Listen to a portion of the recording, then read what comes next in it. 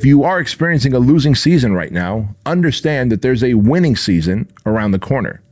But you have to be an active participant in getting yourself out of the losing season. Welcome to the Bedros Keuilian Show. Hey, what's going on, everybody? I'm Bedros Keuilian, and this is the Bedros Keuilian Show, and today we've got a great episode teed up for you. And by the way, if you get any value from this episode and I'm able to help you transform or change your life, do me a favor, if you're on YouTube, and like and subscribe. And if you're not on YouTube, you're listening to this on the podcast platforms, well, hey, thank you for listening, and if you can leave us a review, that would mean a lot for me, but don't do it yet. Make sure that I give you the value first. So let's get started. All right, so today I want to talk about how to fix your life. Maybe it's the whole New Year thing. Maybe people are more interested now in changing their life and fixing their life now that we're, 4 years out of the pandemic. I don't know what it is, but more people have been reaching out to me and saying, man, how do I get my life in order? How do I fix my life? And so I kind of started thinking, like, if I were going to advise a bunch of people on how to fix their life, what would I do? And I always go back to, well, what would I share with my kids? What do I share with my coaching clients? And then how do I fix my life when I have problems? And I realized that there's probably a story in this for you. And the story is, if you're a new subscriber, you may have never heard the story unless you've gone back and listened to my old episodes from like a year and a half ago. But I used to be a shitbag. I used to be a crappy human, and I did bad things to people, like carjackings and parting out cars and then selling those parts of those cars that we carjacked to auto body stores that then sold them to a consumer that got into a car accident and didn't want to buy those parts from the dealership that's more expensive. And that eventually led to robberies of homes. And one particular home that my friends and I robbed led to a helicopter chase. I was the getaway driver, and turns out there was someone in that home. We didn't case it properly, and karma is a bitch. And so when my friends got spooked out, when they realized someone's home and they were able to identify their face, my friends hopped over the wall. I was waiting in the truck as the getaway driver that day, and of course I took off. A few minutes later, there's a police helicopter, and this is Anaheim Police Department. So shout out to the Anaheim PD, because over a short distance, they pulled me over into a gas station, wedged my car doors with the unmarked cars that were also following me, and pulled us all out of my truck and laid us down on the ground, and then handcuffed us, sat us on the bumper of a police cruiser, and then probably about 25, 30 feet away was another police cruiser in that parking lot and in it was the lady who was able to identify 3 of the 4 of us. She was unable to identify me because I was not in the house. And so 3 of my buddies ended up getting into a lot of trouble. I just went to the police station jail overnight and had my car repossessed, my truck repossessed. But guess what that led to? That led to a really bad phase of life for me. You know what I mean? That helicopter chase and that arrest led me to me stopping exercising, right? Because I just felt so shitty about myself. And just so you guys know, if you're new to watching this, every time I would do these bad things, I would feel massive amounts of guilt. I was just stupid and angry and bitter at life, and I was hanging out with the wrong crowd. And being an immigrant to this country and growing up in Section 8 housing, I had access to a lot of the wrong people, and I chose that path, and it was a really stupid thing for me to do. And since then, since I met my mentor, Jim Franco, about a year or 2 after that period, and I became a personal trainer, since then I committed to adding so much value to humanity so that I can reverse my karmic debt. So here we are I'm 49 years old now. So gosh, 25, 30 years later, and I get so much more joy and fulfillment from adding value and serving humanity than ever from doing that stupid shit. But the carjacking led to the police helicopter, not the carjacking, the what led to be a home invasion robbery. It was just supposed to be a robbery. You had a human in there, now it becomes a home invasion robbery. It led to a police helicopter chase. That led to me getting down and depressed and stressed out because now, like, I got to pay to get my car out of the impound. I've got to lawyer up, and I ain't got a lot of money, right? I just had like a side job. I stopped exercising because I start breaking my patterns. Then I lost my job because I wasn't really fully tuned in at work. And the next thing you know, I can't afford to pay the rent at the room that I was renting in an apartment with a friend. And after letting me go fly with no rent for 2.5 months, he's like, dude, you got to go. So I get kicked out, right? So now tail between my legs, I have to go back and live with my parents, right? And they weren't too proud of a son who was carjacking and doing robberies and getting arrested. And they're just like, where did we go wrong? Like, we brought this kid to America to have more opportunity and freedom, and instead he's ruining his life. And so that singular event that should have just been, I had a bad day, maybe a bad week. If I can go back, I would have handled it very differently. I would have gone all in on exercising. I would have paid even more attention to the work that I do at my job. I would have made sure I paid my rent on time and said, this is a turning point for me. This lady was able to identify 3 of the 4 of us. I had a miracle happen where I wasn't in the house, so she wasn't able to identify me. And so I did not commit the robbery. I was just a getaway driver. And therefore, I just need to figure out how to get my car. It was a fucking 79 Toyota pickup. I could have just had that thing, like, given it up, right? Given it up and taken the bus. My point is, what was supposed to be a singular event, like maybe a day or a week of bad shit that happened to me, I drew out into a whole year, right? And if you had asked me, like, hey man, how was, like a year later, if you asked me, hey, how was the previous year? I'd be like, man, it was the worst year of my life. The reason it was the worst year of my life is I took a singular event and I compounded the stupid shit on top of that. I stopped working out, broke my patterns, started feeling like a victim, like I'm the victim, like I'm the one that was the getaway driver. I'm the one that's robbing a house that doesn't belong to me. I'm the one doing stupid shit. Yet I felt like the man that's trying to oppress me, the man that's trying to get me.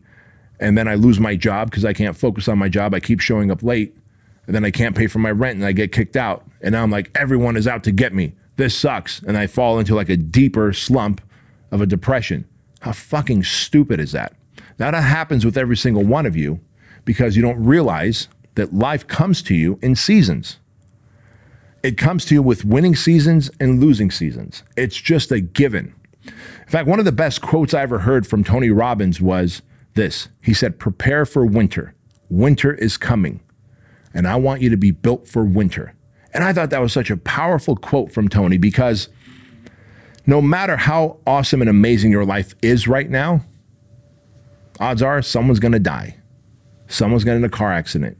You're probably going to get injured, hurt, or sick. Or someone that you love will get injured, hurt, or sick. There might be a financial crisis that takes place. Like, there is a losing season coming. Now, the biggest thing I can tell you is don't actively try and promote a losing season in your life. That's what I was doing when I was carjacking people and robbing homes. That is actively trying to create a losing season in my life. And then I'm shocked when all of a sudden everything goes wrong in my life and I lose my job, I lose my apartment, I stop working out, I get stressed and overwhelmed and anxious and depressed, and I'm like, what's going on? This sucks, the man's oppressing me. This year was shot. Shouldn't have been a year. First of all, I shouldn't have done that. Secondly, it should have been an isolated event that lasted a month, maybe 2. Let's say by the time I get my car out and I finish up with like the attorneys that were given to me by the fucking great county of Orange County. But instead I drew it out for a year and created more hardship and problems for myself. I sulked and felt like a victim. I was sulking and feeling like a victim as though something happened to me. So step number 1 is don't do stupid shit. I heard this quote before. I don't know who came up with it. It said, don't do stupid shit with stupid people at stupid times of the day because you'll get stupid results. That's what I did. I did stupid shit with stupid people during stupid times of the day, and I got stupid results out of it, right? So that's step number 1. Don't create bad times. Don't create bad seasons for yourself. Knowing that life is going to create winning seasons and losing seasons anyway.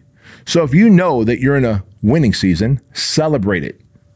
Do everything you can to maintain order, structure, and discipline to elongate that winning season. But know, as Tony Robbins says, that winter is coming. There is a losing season around the corner. And if you have order and structure and discipline in your life, you have routines, you have rituals, you have order, structure, discipline, when the losing season comes, not if it comes, when the losing season comes, it will be shorter in duration and not as severe in terms of impact. But the losing season is coming. And guys, I'm here to tell you that if you are experiencing a losing season right now, understand that there's a winning season around the corner. But you have to be an active participant in getting yourself out of the losing season. You can't do what I did back in the day, which is sulk and let the dominoes continue to fall by stopping the things that are working for you, isolating yourself from friends, stopping your workouts, going back to eating shitty foods, going heavy on the alcohol and the weed to escape this bad season that you're in. All those things compound the problem and elongate the problem, add more time to the problem. You will stay in your losing season longer if you do those things. Instead, get even more disciplined, get even more structured, create even more order in your life. That is what I do today, and it works for me. It works for my coaching clients. It works for my kids. And I want to give you an example of this. You guys know that my left tricep tore when I was boxing with my son Andrew on May 20th of 2023. So we train every night together, and then afterwards we put on the gloves and we would just soft spar. I did feel some issues with my tricep, and I just thought it was tendonitis for a whole month previous to this, but I just chalked it up to must be tendonitis. Then when I went to throw a left cross, he went to check me and our fists collided, and boom, my tricep tore right off the bone and it retracted. It retracted. So that's on May 20th of 2020. Now, you also know that I love to work out. I've been working out and exercising for some 30 some odd years now. It is as important to me for my mental health as it is for my physical health. Truth be told, it's more important to me for my mental health than my physical health because I am designed and developed, factory installed to self-sabotage and to go inward into the darkness. So exercising, working out consistently and getting after it every day, twice a day, is really good for my stress management, is really good for my self-esteem, and is really good for my mental health. I know that. Now with the torn tricep, I find that I can't do shoulder presses, I can't do chest presses, I can't do anything, any kind of tricep. Turns out your fucking tricep is also involved in doing pull-ups. I don't even know how a tricep is involved in pull-ups. I'm sure someone's gonna leave a comment somewhere telling me exactly how biomechanically the tricep is connected to the fucking back, or maybe it has to do with the grip, but I can't even do a fucking pull-up properly, right? So I'm working with tiny little weights.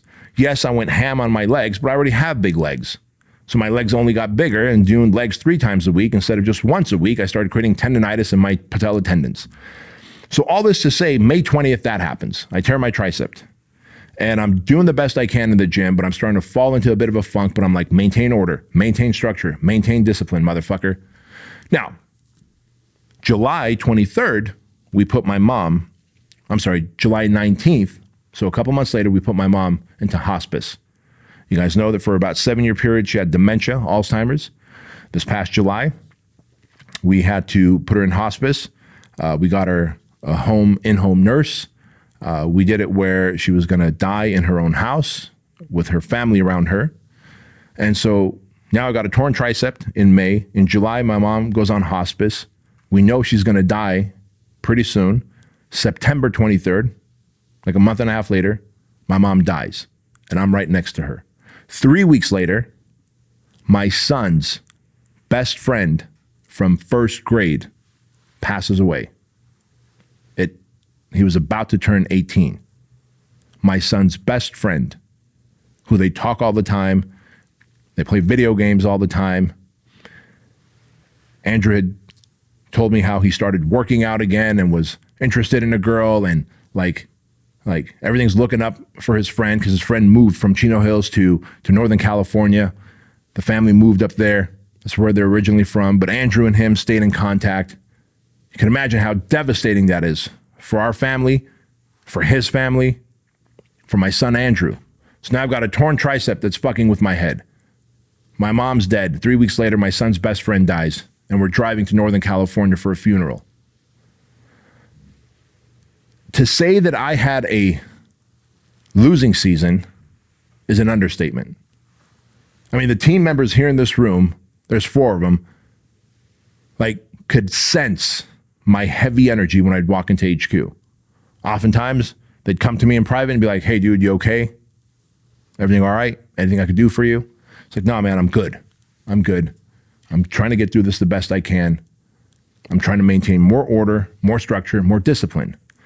Like I knew, I was fully aware that I'm in a losing season and I could either slow down my workouts, loosen up on my diet, start feeling like a victim and sorry for myself, which is only going to elongate my depression and my funk, or I'm going to actively get after it, maintain as much order, be as creative as possible, keep structure, keep discipline, do not isolate myself.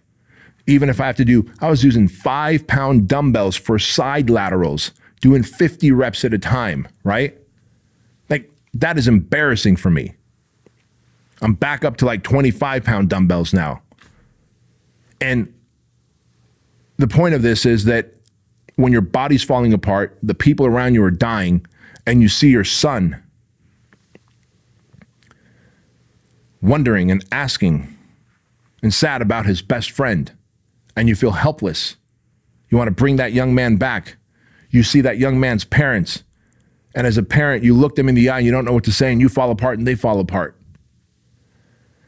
It was an absolute losing season this entire summer of 2023. But I knew that this is only going to be a season and not a year. I kept doing the idea of not doing my show ran through my mind. Let me just take a few weeks off. But what? I take a few weeks off from adding value? How selfish is that? So now I go inward. I have more time to go inward and self-destruct. Maybe I take some time off from working out. I go even further inward. Maybe I let myself eat shit and go further inward because now I'm disgusted with my body. Like already muscle was atrophying. Why encourage it by putting on more fat? Right? But I knew there was a winning season around the corner.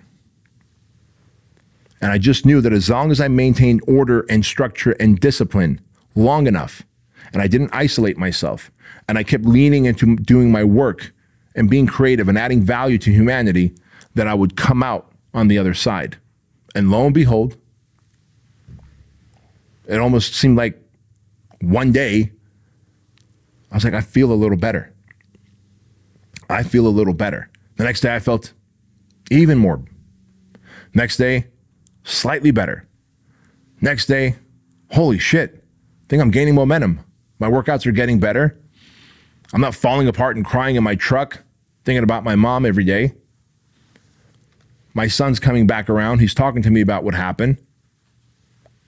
I'm checking in with him. He's doing better. Okay, I'm seeing hope. I'm seeing light at the end of the tunnel. Keep maintaining structure, keep maintaining order, keep maintaining discipline, keep getting creative, keep adding value. Because everything instinctive says stop everything and tend to your wounds. Feel like a victim. Sulk. Tell people how bad you're feeling. Just amplify the story. And all that does is elongate the depression, the anxiety, the fear, the lack of hope. And this is how a singular, or in my case, 3 events over a 5-month period could have compounded into a annual problem. And I could have said, man, the last couple years are horrible. So as I started to feel better, I was like, you know what? I've been meaning to start no-gi jiu-jitsu. I did a 6-week gi challenge many years ago, enjoyed it, but I want to try no-gi jiu-jitsu. And I kept telling myself, well, you know, my triceps torn. I'm not going to get it reattached right now because I got a lot of speaking gigs. And so I can't start this thing. You know what? I'm gonna.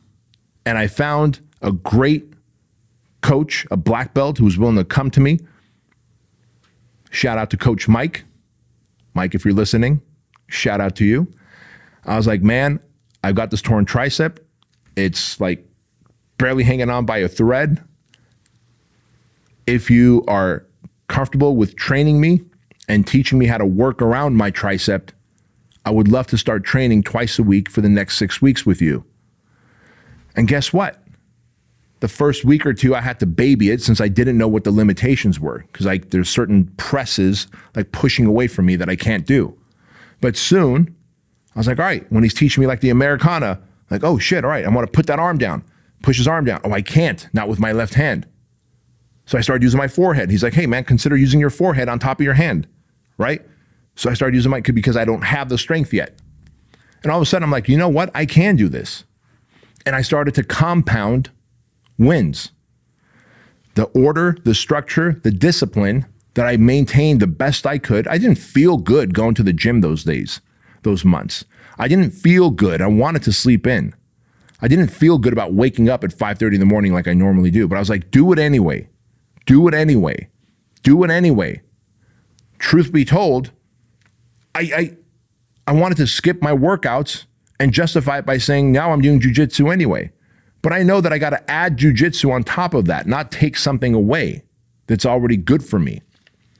And so as I did, I started to almost feel like this weight come off of me.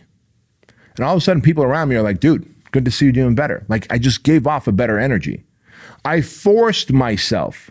I became an active participant in pushing myself into a winning season.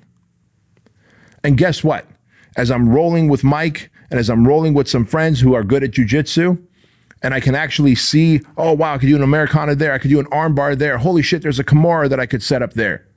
Like I started to feel confident about something that I was not good at that gave me some wins. Those wins helped catapult me into a winning season. Like that's what life is about, guys. You have to understand that there's not a person out there that has just a consistent season, all losing seasons or all winning seasons. It's an ebb and flow. Life is about an ebb and flow. The more structure, discipline, and order you have in your life, the more you can elongate your winning seasons. And when the losing seasons come, you maintain order, structure, and discipline, and you can catapult yourself out of that losing season quicker. But that losing season does not have to be a year or 2 years. We often take something that should be a bad day when we make it a bad week. Oh, it was a bad week. Oh, fuck, it was a bad month. Oh, fuck, it's been a bad 6 months. Fuck, this has been a really bad year. Why do you elongate something? Go back to order, structure, and discipline. And when you do, you begin to catapult out of the losing season. I always say that only dead people have consistency in their life. They're consistently dead, right? The rest of us who are alive, we're going to have winning seasons. We're going to have losing seasons. And so you have to understand that. And when you understand that life is about seasons and phases, and if you're in the winning season, milk it. If you're in the losing season, do everything you can to be an active participant in catapulting out of it. And I get it. Some things are outside of your control, but I promise you this. There's more things within your control than you give yourself credit for. I get that some things are out of your control. My mom was going to die no matter what. That was out of my control. What was in my control is to make sure that I'm with her, to make sure that I visit frequently, to make sure that she has an Armenian caretaker, to make sure that my dad felt loved and heard and understood, to make sure that I could do everything I can to make my mom and dad, my family more comfortable as my mom is going to pass away. There was a lot of things in my control. And I think I've shared this before. During the season that my mom was in hospice from July to September 23rd when she died, every day I would leave Anaheim before coming home to Chino Hills. I would go and get a workout in at the Fullerton Gold's Gym. By the way, those of you out there at Fullerton Gold's Gym, you guys were so good to me. I appreciate you guys. And shout out to all of you out there at Fullerton Gold's Gym. You guys were super kind to me, letting me work out there. Each time I'd wanted to pay, like they wouldn't let me pay for the thing. And the least I could do is give them a shout out. But I appreciate that. But I would go and work out because I had to get all that energy out before going home. And so I knew that I had to maintain my order and structure and discipline. And that is the thing I want you to do. Because guess what my instincts wanted to do? I wanted to leave that house, my mom and dad's house, as I'm seeing my mom dying, right? And then I want to go eat something because I'm an emotional eater. The old pattern of me is emotional eating. And I wanted to go emotionally eat something, right? I wanted to like, Mel, maybe I can have a cocktail tonight and take the edge off. No, fuck, I stopped drinking November 12th. Can't have a cocktail. Like my instincts were to go back to the self-destructive patterns. My new habits tell me And congruency and conscience tells me stick to your order, structure, discipline more than ever. And I'm telling you guys, the more you do that, the greater you are going to extend out your winning seasons and the shorter your losing seasons will be. And that's important for you to know. This really is all about becoming anti-fragile, isn't it? Because what do we do then? So that if we know it's inevitable, we're going to have losing seasons in our life, what do we do to become anti-fragile? You ought to consider baking in hardships into your life. Like, do hard things. Regularly do hard things. I don't care if it's an ice bath every day or once a week. I don't care if it's going on a very vigorous hike on a daily basis. I don't care if it's challenging yourself to like what I do once a year, which is the Muskogee, the Suckfest, where I'll hike the hills of Chino Hills from sundown to sunup. But I push myself through so much hardship. Like, it is not fun having a black belt methodically turn your body into a pretzel twice a week after working a long day and making multiple $1-million decisions. It is not fun. But I do that because it's difficult. Because the things that I do in my life, I could bench, I can squat, I can deadlift, I can do pull-ups now, I can do all those things easily. It's now easy for me to do those things. Running companies and building companies and coaching people is easy. I can help anybody make millions. If I keep doing the easy stuff, when the hardship comes and I'm going through a losing season, I'm not going to be anti-fragile. If I want to be anti-fragile, I have to do the things that keep me in a state of discomfort. Training with Coach Mike twice a week, and then as people reach out to me when they see on social media that I started jiu-jitsu, and they're like, oh, I've got a school out here in Agora Hills. Oh, I've got a school there. Why don't you come and train with us? If you're traveling to Columbus, come and see us here. Hey, you're traveling to Austin. I see that. Come and roll with us there. Dude, that is pretty fucking intimidating for me because I'm not good at it yet, and I'm rolling with different body types now, and I love it so much after, but going into it, I'm like, oh shit, it's a different body style than Mike's. I'm not used to that. And as I started to get more comfortable with that, I'm like, all right, what Mike taught me works, right? I can find a position that's uncomfortable and get comfortable in it and think about what I'm going to do next to either get into a better position or to see if I could find an opportunity for a submission or to just stay alive until that fucking timer rings. Hey guys, quick interruption to the Bedros Keuilian Show. I want to remind you about the Trulian Wellness Shot. I created the Trulian Wellness Shot because I wanted a product that was going to help you boost your immune system and fight off inflammation in your gut, in your joints, in your body so that you are healthy, you don't get sick, and you live an awesome life. Trulian Wellness Shots have these 9 ingredients that are going to absolutely help fight off inflammation and boost your immune system. Vitamin C, vitamin D, zinc, ginger, turmeric, echinacea, B12, cayenne pepper, and black pepper. And every single packet is checked for heavy metals because our ingredients are top quality and we use nothing but top quality because we cut no corners. So you can use my name, Bedros, at Trulian.com and get 50% off your Trulian Tribe subscription. You not only get 50% off your first order, you also get free shipping. You get a 30-day unconditional money-back guarantee so that if you don't like the product for some reason, which we have yet to meet anyone who don't like the product, we will give you your money back, no questions asked, and we will shake hands and part ways as friends. And of course, $1 of every order goes to Shriners Children's Hospital, which is a hospital system that I've been helping and supporting for over 12 years. They provide medical procedures, medical services, surgeries to children whose families can't afford these procedures. So go to Trulian.com, use code word Bedros, join the Trulian Tribe. You get 50% off your first order and then 20% off your recurring monthly orders after that. Back to the show. And when jiu-jitsu gets easy and comfortable, I can't imagine jiu-jitsu would ever get easy and comfortable. They call it the gentle martial arts, but I've got more bruises and more aches and pains. And every night, Mike, I feel like I've been hit by a truck, like the next day after we roll. But they call it the gentle martial art. And I love it. And when it, I'm not going to say gets easy, but when it gets less painful, and when it becomes more predictable for me, I imagine years down the line, I'll have to keep finding newer things that are going to challenge me and put me out of my comfort zone and make me anti-fragile knowing that the losing seasons are inevitable. I will probably hurt some other part on my body. I will tear another muscle. Somebody will get sick. At some point, my dad is going to have to pass away. Like, there's more losing seasons scheduled to come in your life and my life, my friend. It's a fact. You're either going to become anti-fragile by building in and baking in hard things. Those hard things don't all have to be physical either. You know, the number one fear that people have in life is public speaking. Go and do open mic. Do open mic night at your local tiny little comedy club. Go sign up at Toastmaster and learn to speak.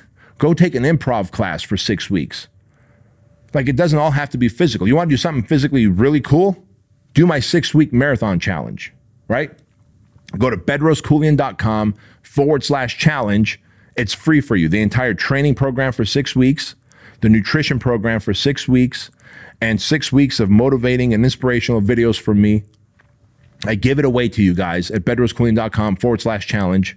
All you have to do is find a local marathon that's 6 weeks out and sign up for it, and then just follow the training program that's for free for you. And if you don't want to pay for a marathon, then take your car and drive 13.1 miles, and then drive your car back home 13.1 miles. There's your 26.2 miles, which is a marathon. Train for 6 weeks, and 6 weeks from now, do that entire path. There's your marathon. Like, it is going to be uncomfortable to train for 6 weeks and then do a 26.2 mile marathon, even with the same training program that I used when I did my first 6-week challenge, which was the marathon challenge. But man, every week you're like, fuck, I did week 1. Fuck, I did week 2. Look at me, I'm a champion. I did week 3. Holy hell, week 4 feels easy. Is this me running 10 miles? The first time, like, I got flat feet like a fucking platypus. The first time I ran was like, the coach had said, you're going to walk and jog 1 mile. Like, jog for a minute, walk for a minute, jog for a minute, walk for a minute. The next day, my hips, my knees, my ankles, everything hurt. My lower back, everything hurt. I got flat feet. And I was like, well, this isn't going to work. But then, as my body compounded the running, next thing you know, I'm running 3 miles, 5 miles, 6 miles, 8 miles, 10 miles. And when I ran into my neighboring city, Diamond Bar, and I saw the sign that said, welcome to Diamond Bar, a 13-mile run about 5 days before the marathon, the San Diego Rock and Roll Marathon. I was like, holy shit. I started tearing up. My legs got me into the next city that I would normally drive into.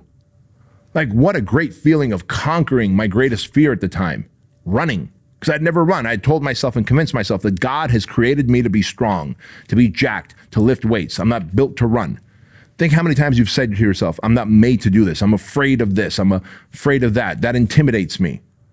And all you do is you reinforce that. As humans, we are so pliable. As humans, we are so capable. And the more hard shit you do, whether it's cerebral, whether it's physical, whether it's emotional, right? Like, you want to do something hard? Go 6 weeks, twice a week with a good therapist. Go find a really good therapist. There's nothing physical about it. It is emotionally so fucking hard. 6 weeks, twice a week, and you will be a new human. I promise you. You will have so much self-discovery. Self-discovery. Like, your ego will die. Your confidence will soar. You'll have a better understanding of the human animal that runs this machine that we are, and how to deal with your feelings, thoughts, and emotions. And there's nothing physical about it. It's all emotional work.